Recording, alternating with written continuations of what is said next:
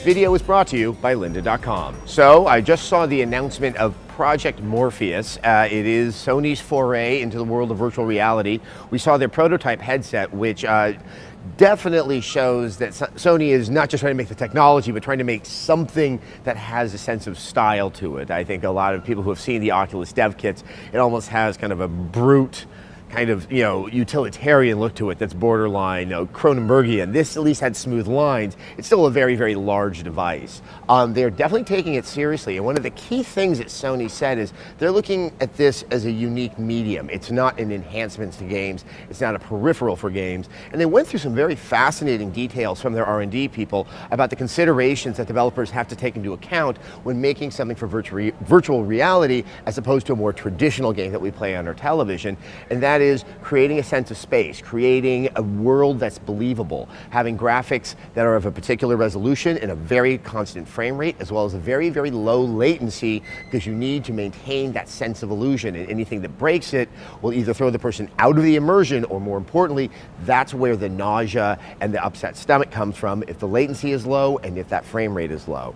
This is very good that they're quite open about it. They are showing this prototype with 1080p, though they may be trying to get it to a higher resolution. Nothing they said has actually been locked in.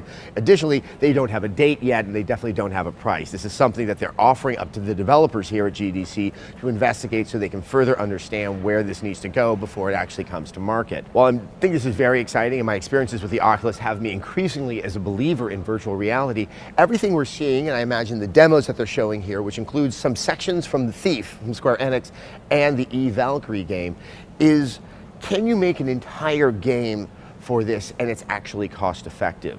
The amount of thought and care now into the graphics, into the frame rate, this is not something you can port an existing game very easily over to this device because there's so many other considerations to take place. Sony also stated that they're not considering currently sharing this API with other virtual reality headsets such as the Oculus Rift, and the cost considerations then become quite considerable.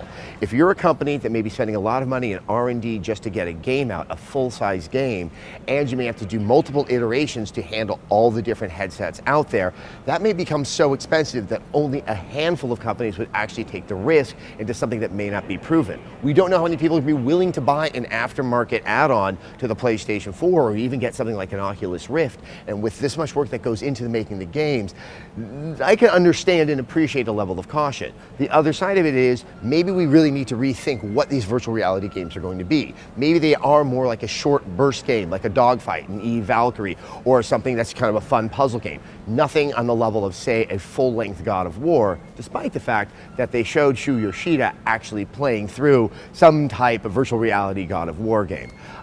Very, very exciting, very, very interesting. I actually quite enjoyed the presentation because there was a frankness to it, and they they made it clear that there is still a lot of uncertainties around how you handle this technology. That kind of honesty, it's also something that I find refreshing, but also it really piques the curiosity. I hope to be getting my hands on some of these demos very soon and let you know what I think about them, but wanted to give you my initial thoughts after what obviously is a very important announcement. Virtual reality is now going to become a thing because a very, very big international company has decided to put their foot into this pool. So, virtual reality, it looks like we're on the cusp of it becoming a very big and potentially a widespread thing. But in the meantime, how about you do some learning so you can better appreciate that? And by doing that, try out lynda.com.